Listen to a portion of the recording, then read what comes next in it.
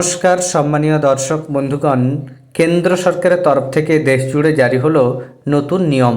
এবার প্রত্যেককে নিজেদের মোবাইল ফোনে ইনস্টল করতে হবে সঞ্চার সাথী অ্যাপ। কেন এই নিয়ম চালু করছে কেন্দ্র সরকার, এর ফলে কি সুবিধা কি অসুবিধা, সম্পূর্ণ আপডেট আপনারা এই ভিডিওতে পাবেন। এর আগে অনুরোধ, চ্যানেলে নতুন হয়ে থাকলে ছোট্ট চ্যানেলটি সাবস্ক্রাইব করে নোটিফিকেশন অল করে রাখতে ভুলবেন না। দেখুন এ বিষয়ে আজকের প্রতিবেদনে কি গুরুত্বপূর্ণ তথ্য উঠে এসেছে। লাগাম টানা যাচ্ছে না ডিজিটাল অ্যারেস্টে। বিশ্বজুড়ে ক্রমেই বাড়ছে অনলাইন অপরাধ ও হ্যাকিং। সাইবার হানা ঠেকাতে তৎপর হয়েছে রাশিয়া সহ একাধিক দেশ। পিছিয়ে নেই ভারতও। কয়েকদিন আগে হোয়াটসঅ্যাপ, টেলিগ্রামের মতো চ্যাট অ্যাপে সিম লকিং বাধ্যতামূলক করেছে কেন্দ্রীয় টেলিকমিউনিকেশন দপ্তর। আর এবার গেল আরও এক গোপন নির্দেশ। সব স্মার্টফোনে সরকারি সাইবার নিরাপত্তা অ্যাপ ইনস্টল করতেই হবে। সেই অ্যাপটি হলো সঞ্চার সাথী। তবে সাধারণ মানুষকে এ নিয়ে ব্যতিব্যস্ত হতে হবে না। সূত্রের খবর, কেন্দ্রের তরফে 28 নভেম্বর এই নির্দেশিকা সরাসরি পাঠানো হয়েছে বড় বড় স্মার্টফোন নির্মাতা সংস্থাগুলির কাছে। জানানো হয়েছে, ফোন তৈরির পরেই তাতে লোড করে দিতে হবে সঞ্চার সাথী।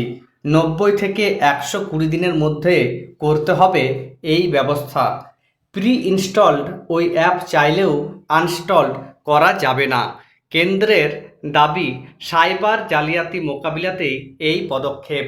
যদিও বিষয়টিকে ভালো চোখে দেখছে না বিরোধীরা। উস্কে গিয়েছে পেগাসাস সফটওয়্যার বিতর্ক।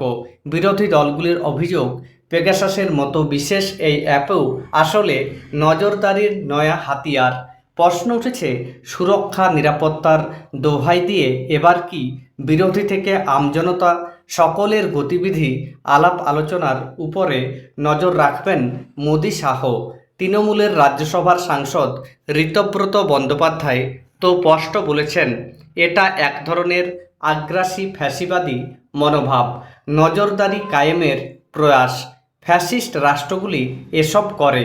কংগ্রেস নেতা কেসি বেণুগোপালের তোপ, এটি নাগরিকদের প্রতিটি পদক্ষেপ, কথোপকথন ও সিদ্ধান্তে নজরদারির চেষ্টা। গত আগস্টে ফোনে ম্যাক্স নামে একটি অ্যাপ বাধ্যতামূলকভাবে ইনস্টল করার নির্দেশ দিয়ে সমালোচনার মুখে পড়েছিল রাশিয়া।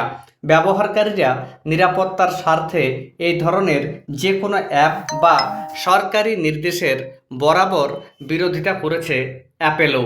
কেন্দ্রের নির্দেশের পর মার্কিন এই বহুজাতিক সংস্থা কী পদক্ষেপ নেয় তা নিয়ে জল্পনা চলছে। কেন্দ্রের এই সংক্রান্ত নির্দেশটি নির্দিষ্ট কিছু সংস্থাকে গোপনে পাঠানো হয়েছে। তাতে আরও বলা হয়েছে, এই মুহূর্তে যে সমস্ত ফোন বাজারে রয়েছে সেগুলিকেও এর আওতায় আনতে হবে। কিভাবে? সফটওয়্যার আপডেটের মাধ্যমে আমজনতার স্মার্টফোনে ঢুকে পড়বে সঞ্চার সাথী অ্যাপটি। কিন্তু কেন এই অ্যাপ প্রয়োজন? কেন্দ্রের দাবি, আইইএমআই নম্বর জালিয়াতি করে তৈরি নকল ফোন যাতে কেউ ব্যবহার না করে, কিংবা ফোন চুরি করে কেউ যাতে অপরাধমূলক কোনো কাজে ব্যবহার করতে না পারে তা নিশ্চিত করার জন্য এই অ্যাপের গুরুত্ব অপরিসীম। চলতি বছরের জানুয়ারি মাসে চালু হয়েছে সঞ্চার সাথী। তারপর থেকে এই অ্যাপের মাধ্যমে 7 লক্ষেরও বেশি ফোন উদ্ধার করা সম্ভব হয়েছে। মোদী সরকারের এই পদক্ষেপ অত্যন্ত উদ্বেগজনক বলে মন্তব্য করেছেন প্রযুক্তি আইন বিশেষজ্ঞরা। ইন্টারনেট অধিকার কর্মী মিসি চৌধুরী বলেন, ব্যবহারকারীর সম্মতিকে কার্যত অর্থহীন করে ফেলছে সরকার। এক নজরে সঞ্চার সাথী অ্যাপ সম্পর্কে বেশ কিছু তথ্য এখানে দেওয়া হয়েছে।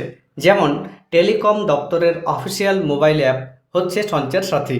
মূলত মোবাইল ব্যবহারকারীদের সাইবার অপরাধ থেকে বাঁচাতে অ্যাপটি চালু করে মোদী সরকার। প্রধান ফিচার হচ্ছে সন্দেহজনক কল, এসএমএসের অভিযোগ দায়ের করা, হারানো বা চুরি যাওয়া ফোন ব্লক করা, নিজের নামে কতগুলি সিম চালু রয়েছে তা যাচাই সম্ভব, ফোনের অথেন্টিসিটি অর্থাৎ আসল নকল যাচাই করা, ফোন চুরির ক্ষেত্রে লোকেশন ট্র্যাক সম্ভব। এই যে এই অ্যাপের ওয়েব পোর্টাল হচ্ছে sancharsati.gov.in। তাহলে বুঝতেই পাচ্ছেন এই অ্যাপসটি নিজেদের ফোনে ইনস্টল করে রাখলে আপনারা একাধিক সুবিধা পাবেন এবং ভবিষ্যতে নানা ধরনের অসুবিধার হাত থেকে বাঁচতে পারবেন। পাশাপাশি আপনারা গুগল প্লে স্টোর থেকে এই অ্যাপসটি ইনস্টল করে নিতে পারবেন, বা সরকারের তরফ থেকে যে নিয়ম জারি করা হচ্ছে তার ফলে ভবিষ্যতে অটোমেটিকভাবে প্রত্যেকের ফোনে এই অ্যাপসটি চলে আসতে পারে, সেই ব্যবস্থাও সরকারের তরফ থেকে নেওয়া হচ্ছে।